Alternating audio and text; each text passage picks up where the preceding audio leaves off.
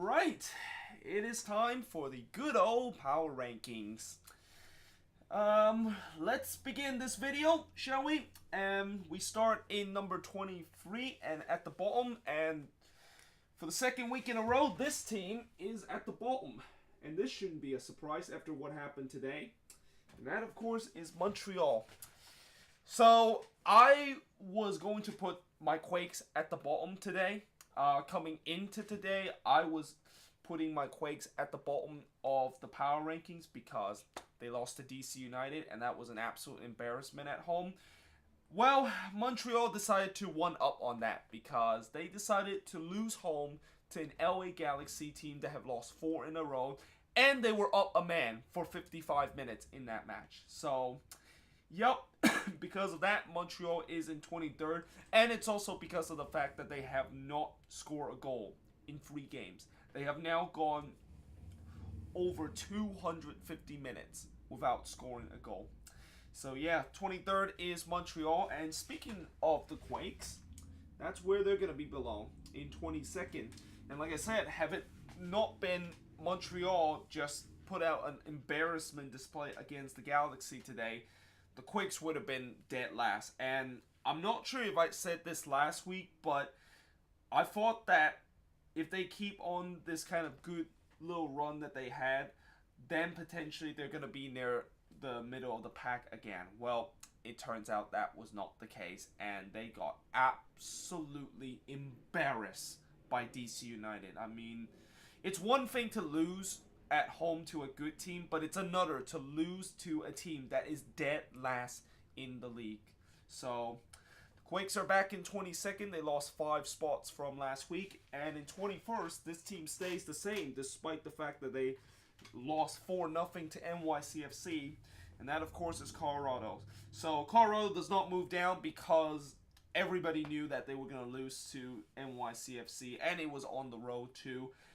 And you know, I'm the performance they put against NYCFC wasn't good, but it wasn't as bad as what the Quakes and Montreal kind of suffer. And I know Colorado technically in terms of form are worse than the Quakes, and in some ways sort of worse than Montreal, but yeah, that was an embarrassment by what these two teams displayed this week, and that's why I decided to put them right at the same spot they were last week. And in 20th, this team moved up 2 spots from last week, and this team could have maybe stayed at the same spot as last week, and that of course is Vancouver, who despite the fact that was completely outplayed by Dallas, somehow rescue a draw in that game. And they rescue a draw with 2 late goals, including a controversial penalty right near the end of the game. Well, not right near the end of the game, it was virtually the last kick of the game. It was a penalty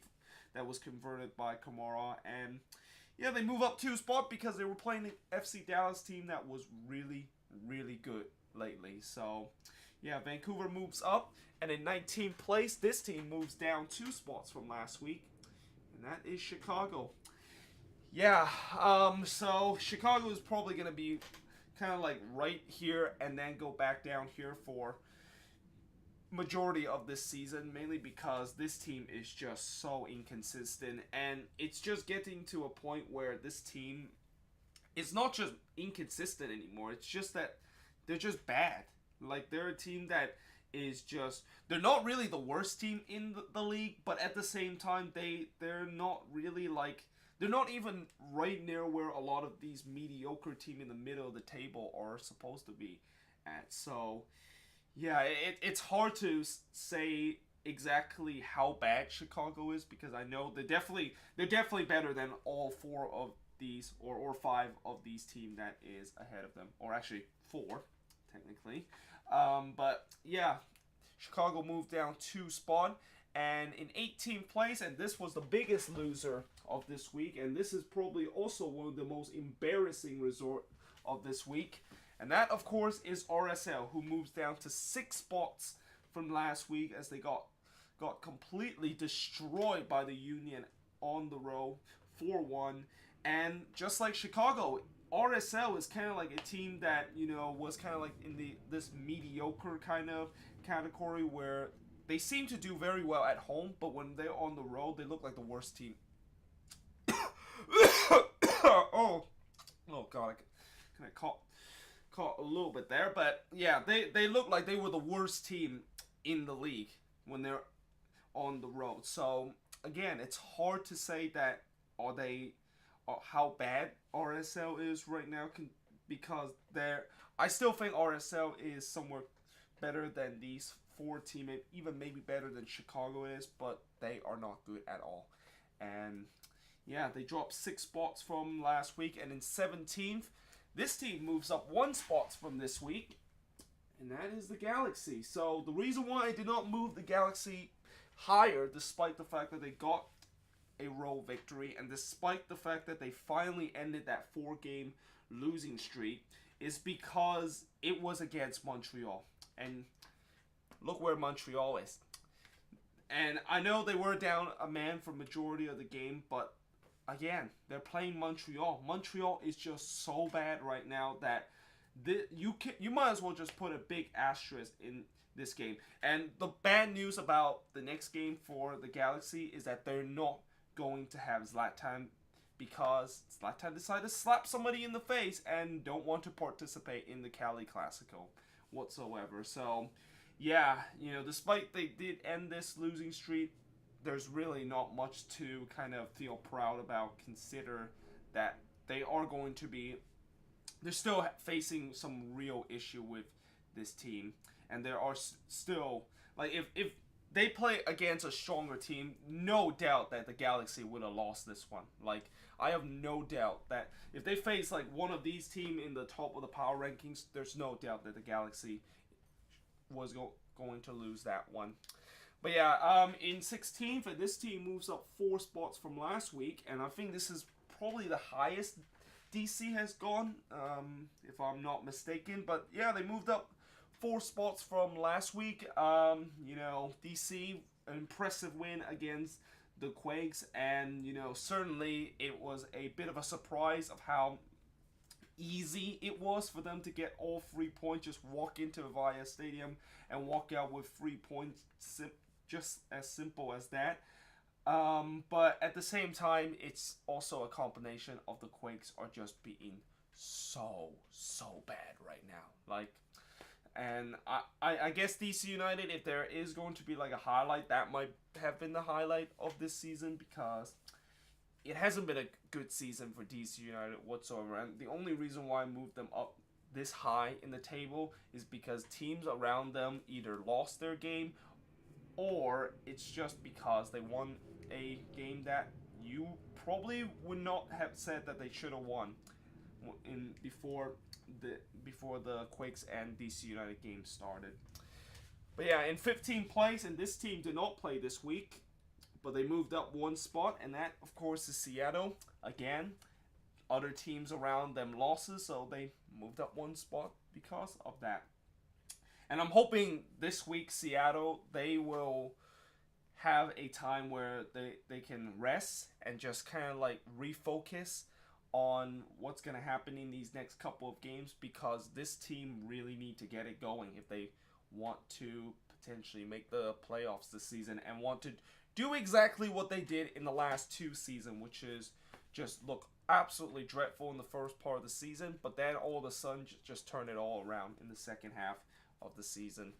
But yeah, in 14th place, and this team stays the same spot, and that, of course, is Minnesota. So it was very tempting for me to move Minnesota up because it was a big resort against the best team in the West. But having said that, it's hard to like move Minnesota up, because I know for a fact that I'm gonna have to move them down eventually, because Minnesota, it's hard to figure out Minnesota this season, because there's been times where they look absolutely amazing, and then there's just times where they look absolutely awful. So they're kind of like one of those teams that are very inconsistent, and in some way you could say that Minnesota is kind of overachieving a little bit, although to be fair, I think the reason why they're kind of overachieving is because they finally decided to sign a DP this season, that is Darwin Quintero. And you could kind of argue that Quintero, when he arrived at Minnesota, he has been a big kind of weapon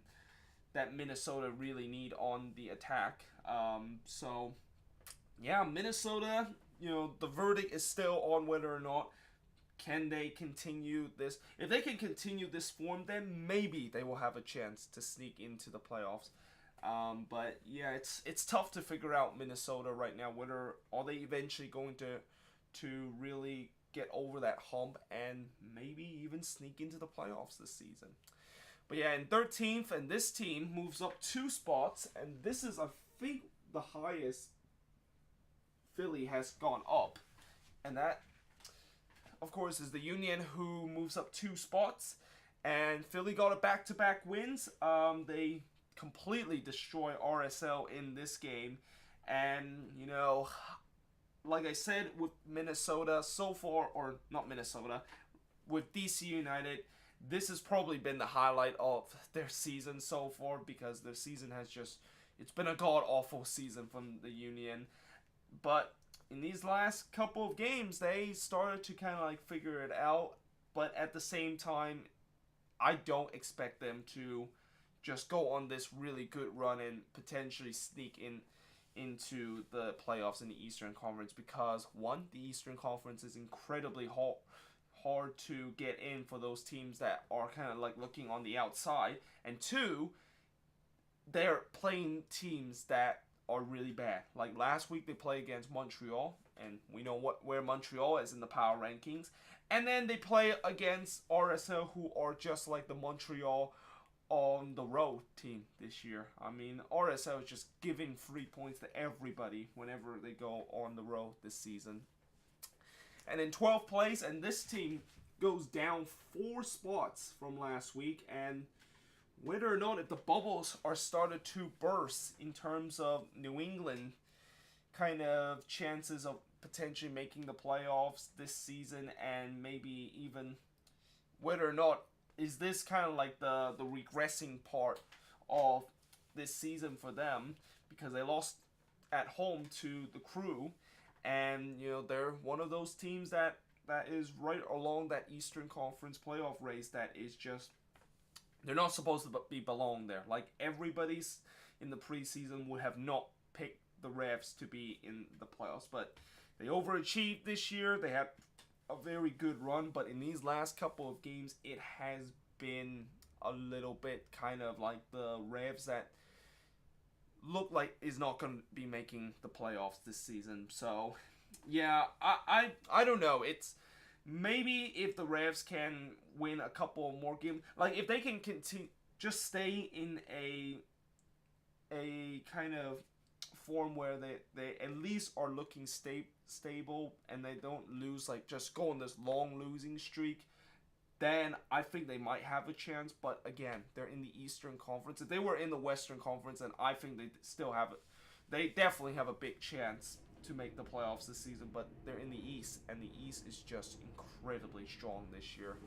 And 11th place, and this is a team that a couple of weeks ago was all the way up at the top, I believe. I think I put Orlando 1 week on the top, but they have fallen big time because of the result in the last 2 games, and they lost 5 spots this week. And that, of course, is Orlando City, who lost again to Toronto on the road, and really there was no discussion of who was the better team in that game. Toronto was by far the better team. Orlando was pretty lucky to kind of stay in that game, but they concede a late winner to Toronto. And you just think for Orlando now, if this team does make the playoffs, which I still think this team will definitely make the playoffs, because they have looked pretty decent against like weaker opponent, but it's just, you just wonder when they do get to the playoffs, what are they going to do? Like that is the point where I feel like even if they make the playoffs this season, it's just gonna be a one and done, because so far you look at all the wins that Orlando City has, which one seems to be the most impressive? All of those wins that they have is against teams that are just not very good at all, which, I don't mind them beating those weak teams, because, when you're facing a weak team, you're supposed to beat them. And Orlando City is probably by far best in terms of beating those weak teams, but at the same time, when you face against a big team like TFC, like Atlanta, and by the way, TFC might be one of the opponent they might face in the playoffs this season, that is where Orlando City is just right now crumbling right now, and I just wonder what's going to happen to them. And I know it's still early to say. I feel like right now, I know people are kind of complaining to me why am I talking about playoffs when we're only a quarter through the season. I'm just kind of like giving this a little scenario of what could happen. Maybe Orlando City can like change it up eventually. Maybe in the second half of the season when they finally proven that they can beat the best in the East, that they could be the real deal. But as of now, for people that say Orlando City could compete in the East and potentially maybe the favorites, yeah, I don't know what you're talking about right now. No, but yeah, in 10th place, and this team moves up one spot, and that of course is Houston. So the curse has finally been broken for Houston. They finally won a road game, and you know, granted, it was against Chicago, and Chicago is not very good this season, but they won on the road, and that is what it mattered. That has to be a huge relief from a lot of Dynamos fans, and hopefully, with them winning, finally figure out their road woes, they can potentially make a run at it. I mean, I think this Houston team, despite the fact that on the table they don't look like a very good team, and yes, there are times where I think this defense of Houston were not very good. The attack and the midfield for this team looks really decent, and especially in the wing area, and especially those long ball passes, those over the ball passes. They are probably by far the best team in that. So Houston into the top 10, and in 9th place, this team lost 2 spots from last week, and that of course is Dallas. And have Dallas not got that or concede that late equalizer against Vancouver, they probably would have been stay at the same spot. But because they drew that game and they conceded a late goal, and they gone back to the old FC Dallas of earlier in the season where they give up goals late in, well, they don't give up, in some way they kind of gave up goals late in the game, and sometimes they score them, but at the same time they just give up points when they clearly should get all 3 points against weaker opponent. Yeah, and for FC Dallas, the next game against Toronto on the road, that's another massive one for them. They're still in this really tough stretch that it is. It's almost over for them. They can definitely start to see the light at the end of the tunnel, but it just feels like this season, FC Dallas, they are a team that is just, they always tend to find it hard to beat easy opponent, but when they face tough opponent, they look very, very decent. And I think that might be kind of a good news for Dallas, because when you go get into the playoffs, you're going to be playing those good opponents. And so far, Dallas has looked very good against those good opponents. So, yeah, hopefully they can bounce back next week, although it's going to be a tough order to ask, as they will go on the road against Toronto. And in 7th place, or in 8th place, and speaking of Toronto, that is where they are this week. So TFC back into the top 10. They're now in 8th. They moved up 5 spots from last week, which is one of the biggest mover from this week. And, a big resort against Orlando City. Certainly a much needed resort for them, considering what happened in the previous week where they lost twice in that midweek game against Seattle, and then that weekend game against oh god, I forgot who they faced in that weekend game. But TFC, it's a big resort for them, and let's see if this is the beginning of them kind of recover from their poor start and get themselves up into the above the red line and into the playoff conversation. And in 7th place, and this team moves up 2 spots from last week, and that of course is NYCFC, who got the job done against Colorado, and I think that is a much needed win for NYCFC, because in these last couple of games, NYCFC have not looked like the NYCFC of the first couple of weeks. They look more human, but they play against Colorado, which is kind of like a team that the NYCFC doctor ordered, because that is a team that they definitely could win, and they did comfortably. And in sixth place, and this team dropped down 3 spots from last week, and that, of course, is LAFC, who I will be there next week, or not next week, Saturday, for that game against DC United. Definitely very excited to visit Bank of California Stadium for the first time. But for LAFC, they lost to Portland, and in some way it's no shame to lose to Portland, because Portland has been very, very good lately, but they have looked vulnerable in these last couple of games, and it just seems like now that when they do come into this World Cup kind of period, this is where it will be a very tough period for LAFC. I mean, if you think that the worst is not kind of been endured with LAFC, the worst is about to come, because they're gonna lose so many guys to the World Cup, and it's gonna be interesting of how they will navigate that. Although I think one thing I will say about LAFC is that when they did get all those points, when they were not playing very well in the last couple of weeks, I think that would definitely be a benefit of doubt that LAFC, despite the fact that they're going to go into this World Cup period where I think they're going to struggle, and I think that LAFC potentially might be hovering around here in the power rankings, I think that they'll be just fine. I think they'll definitely make the playoffs this season. They definitely have that quality of it. But my oh my, they definitely miss a lot. They really missed their big star in this game, and that big star for them, is Marco Arena, and then the World Cup, it's gonna be Carlos Vela, Lawrence Simon, and Omar Gabbard. Although Gabbard is not really a big miss because he hasn't really done well with LAFC so far, but still, Vela and Orenia miss in the World Cup is going to be huge for them. So, moving up to the top 5, and this team stay at the same spot. And that, of course, is Sporting KC. So, yes, it was pretty frustrating that they didn't get all 3 points against Minnesota. And yes, it felt like they dropped 2 points in this game more than gaining 1. I still think that Sporting KC is going to be fine. It was just one of those days where they just could not finish at all. Every single team goes through that phase.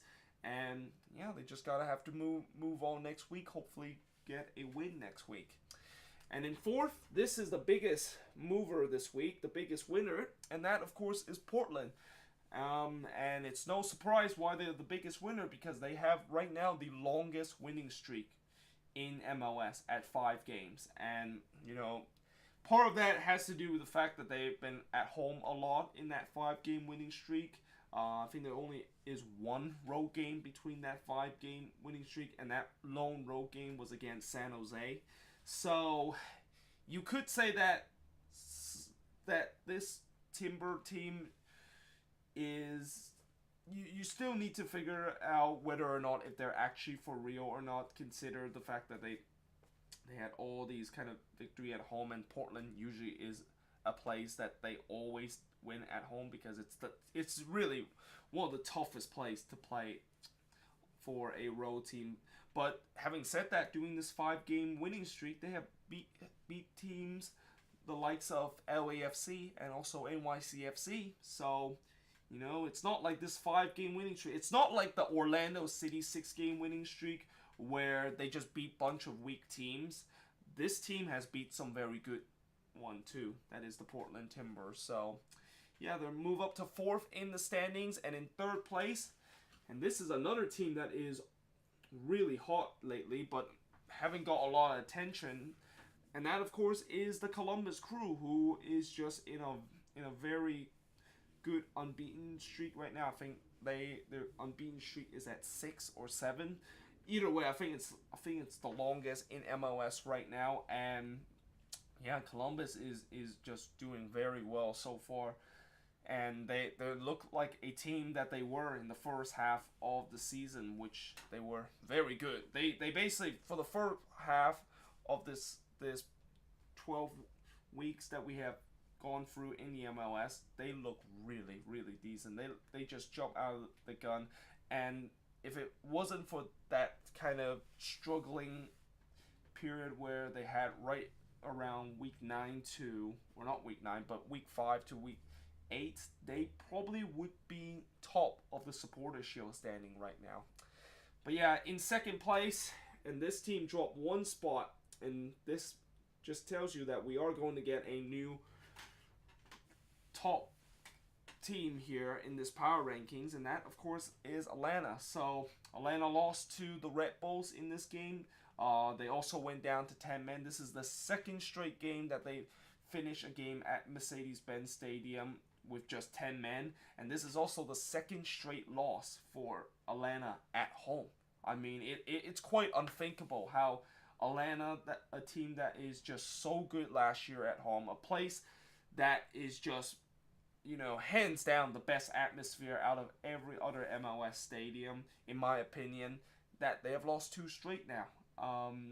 So we're gonna see if Atlanta can recover from that in the next game, or not in the next game. They actually have a break next week, but we'll still see if they can recover once they've had this bye week that they're going to get next week. And you know, it's no shame losing to the Red Bulls, because I had a feeling that this was a bad matchup for Atlanta, because the Red Bulls is a team that really defies the weakness with this Atlanta team, which is when you have a team that press high and win the ball and start transition very quickly, this is when Atlanta does struggle. So yeah, they're now in second in the power rankings. And speaking of the Red Bulls,